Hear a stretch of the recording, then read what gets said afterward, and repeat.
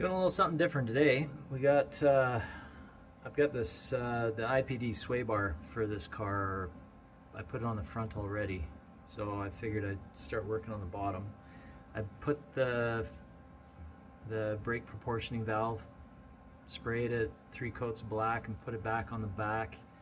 Looked up where the rear brake line needs to attach to based on the assembly instructions and got that attached. I'll show that at some point, but right now I am drilling holes in the floor under the back seat and putting the reinforcement plate in on the for the rear sway bar. Here, I'll flip it, you can take a look. So this is what they give you. They give you this backing plate, and they say drill a hole in the little rib there.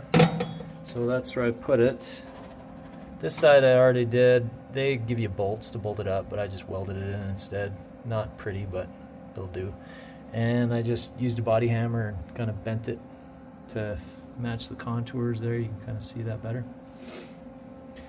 So now I'm going to do this side. So, yeah, let's see here. I don't know if there's any good way of me to show you what I'm going to do here. Anyway, I'm gonna do some banging, bend this kind of to the contour of the floor pretty close, and get that hole centered over where I drilled that. It's a 5/8 hole as to their recommendation.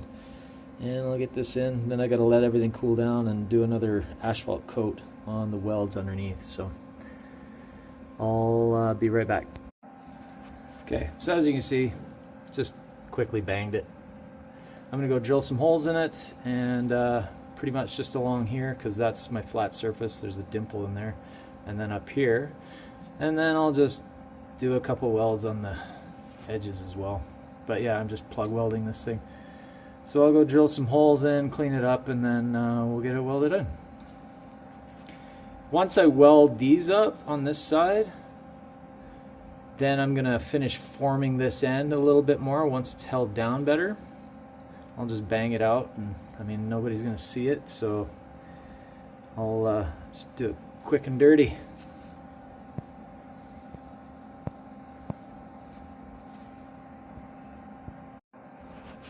Well, you know how I said I wasn't gonna drill a hole right here? Oh, well, I did anyway, because, you know, quick and dirty.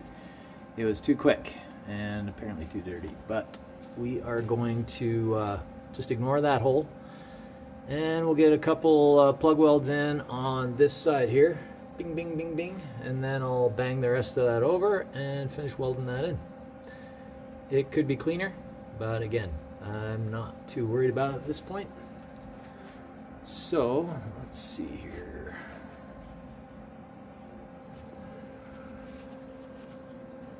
See if I can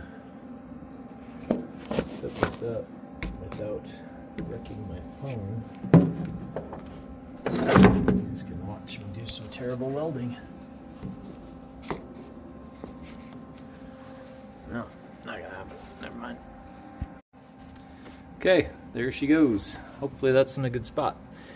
Honestly, I'm not so sure these rear sway bars really do much for handling anyway, because it's literally a solid axle and a 4-link with a panhard rod, so I don't know if like the solid axle really connects the 2 wheels. This sway bar really is probably unnecessary, but anyway, came as a set. So I am I'm gonna call it there, let it cool down, and then I gotta recoat the bottom with a little asphalt spray undercoating, and then we'll connect that up.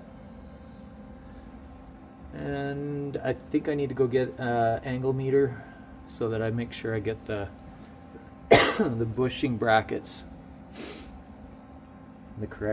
at the same angle at least. I don't know about correct, but it's not like they really give you specific degrees or anything. So that is that. I'll connect again later. So while I've been waiting for that to cool down, I ended up machining some new heater bolts. This the previous guy who took this apart, he sheared one of these in half, so I didn't think it'd be long enough. So anyway, I got some carriage bolts and put them in the drill there, and then use the flappy disc to get them to the shape I needed. So I'll show you where these go. They help hold the heater in the car. So that hole right there is where the heater goes. It's kind of a high step here, bear with me. I'll just lean over and show you.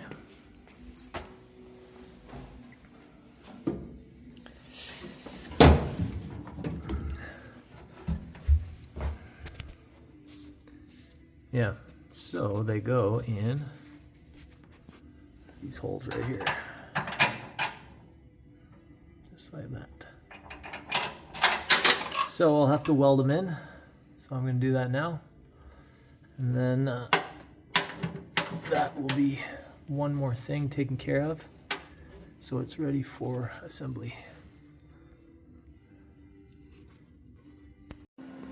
Okay, so got those in.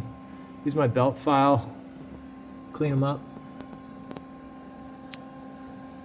And I might have to bang them into alignment, throw a nut on them and bang them into alignment once the heater box and stuff goes on. But that is the appropriate length for screws there. And yeah, before I only had one right one, the other one was like probably half. I'm gonna have to straighten up that edge with the hammer and dolly, but generally speaking, yeah, job done. So I kind of got stuck on with the rear mount, rear sway bar yesterday. The holes I drilled ended up in the wrong place, even though I was trying to follow the instructions to drill the holes. I should have went with my first instinct and drilled them where I thought they should have gone. So I'm still kind of working through what needs to happen to the plate's welded in, but the new hole will still be in the plate, so I can easily just drill a hole in there. The only thing I'm worried about is how to best fill the hole that's in the indent. So I'm hoping I can just do a small little metal patch and just do a couple little spot welds and seam seal it and spray it. That's my hopes. Hopefully I can weld, MIG weld through the 5/8 hole in the metal plate without arcing, so I can get a spot weld in it. So yeah, that's kind of a bummer. So instead of working on the car at the moment, I am gonna climb for a bit on the kilter board, and I'll hit the car in an hour or two. But yeah, just kind of working through stuff. Figure it out. All right, got some Fitzy's fabrication in. I'm motivated to go try to figure out, not the best way, but the easiest way to fix the screw up. So I'll get into it, and yeah, I'll catch up in the garage. All right, this is what I decided to do. Not the best option, but it'll work. So I got some scrap metal here, and put a bevel on it because it's in a groove of the floor. So I just use the narrow end of the hammer there and the anvil, or the vise, and kind of bent it up, flattened it out. Tried to match the bevel fairly close. And then I cut, leaving the painted surface down, so it's primed on the bottom. And then I cut the piece and slid it in under there. So it's about a 2-inch long piece. Slid it in till it was tight, and then I'm basically just gonna spot weld it to that plate. So it'll be spot welded to the plate, just tacked, held, and then I'll do the asphalt coat underneath. And I moved the sway bar connector about 1 3/4 inches behind that groove, and I think with the axle weighted, they say that sway bar link should be fairly level, and that should put it where I need it. So I'm going to proceed, and I'll catch up here in a minute. All right, so yeah, jam that little piece in there and then just kind of bridge the spot weld onto it. Let's go take a look and see what it looks like underneath. But that should once I get some paint in there and some seam sealer, should be good. Still have to clean up the underside of this, or sorry, the inside, the floors, and get the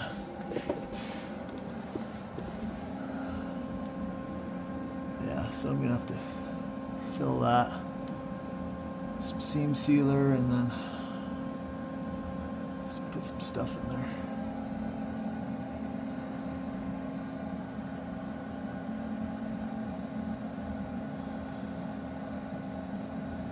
Okay, or I could count it as a drainage hole, I guess. I don't know. Anyway, let's spray some stuff on there and call it good. Alright, so this is how I managed holding those down. I have this big piece of angle iron and just laid it on top of there. And after moving those holes, you can see now that that is pretty much parallel with the ground, which is, from what I was searching, what you want, and then that upper link is pretty much perpendicular. So I think that's as good as it's gonna get. Now I did do some seam sealer in that patch, that less than awesome patch, and sprayed it with the undercoat. And I also, while I was doing that, I threw some caulking in the seams here, so I can start getting the trunk and stuff ready for cleaned up and get it painted. So I'm gonna go do the other side, and yeah, we'll see where we get to. Maybe I'll start stripping some of this paint on the roof, trunk, and hood. Well, not hood, but yeah, roof and trunk. And cowl section, get that trim out. And maybe start taping off things. I think I'm gonna, yeah, we'll get there when we get there. All right, it's all installed. So how I did this with only one person is I just threw a cresser or a spanner in there, locked into the corner, and then threw that angle iron on it. And that was enough to keep it where it needed to be so I could tighten it up. But anyway, yeah, it's tightened up with as much weight as I can put on it. It's basically lifting up off of my rack here. So we'll see. I mean, if the angles are wrong, it binds up the suspension, so we'll have to tweak or mess with it or get rid of it entirely if it doesn't work, or if I don't think it's worth keeping. But anyway, on. So that's nice, kind of a nice little bling underneath there with the blue. Might have to throw an IPD sticker on the window, but we'll see. Okay, well, I didn't get nearly as far as I was hoping. I wanted to start stripping paint. Anyway, I got this taped up. I think I'm gonna do the green, or I don't know, the asphalt spray in there, and then the green on the outside of here.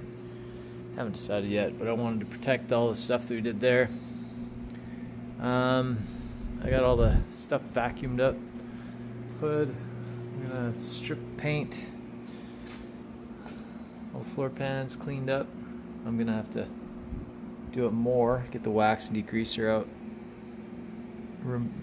before putting any paint or anything down. But anyway, I'll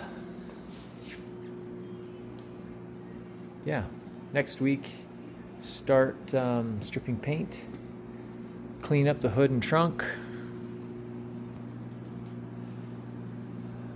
hood, or the roof, the trunk, and probably strip all this black stuff off, because apparently that can't trust that coating on those panels. Get all this cleaned up. I'm not gonna really cover everything in the passenger compartment, but get everything rattle canned with the red oxide, and then I'll see how that mixed paint goes. But yeah, once I get that done, I'm gonna have to look into some, well, I won't, yeah, Once you get that done, then I'm going to put all the panels on. We'll do the fenders lined up, doors lined up, pin the doors so that I can take them on and off without any problems, put the hood on, line up the gaps, stuff like that, and then do some body work on the outside. But yeah, hopefully next week we'll have all the bare metal covered, cowls, fender supports, engine bay the right color. This ugly green is driving me nuts, along with the purple. Honestly, it'd be better in red oxide primer, to be honest. Just get it all in the same color.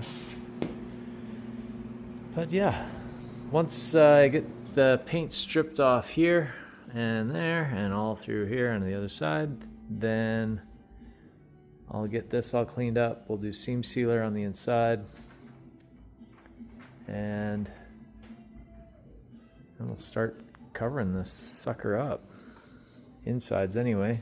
I'm not doing anything on the outside until make sure all the panels line up. I mean, I'm not searching for perfection, but I want them to be decent. But yeah, that's what I was up to this week.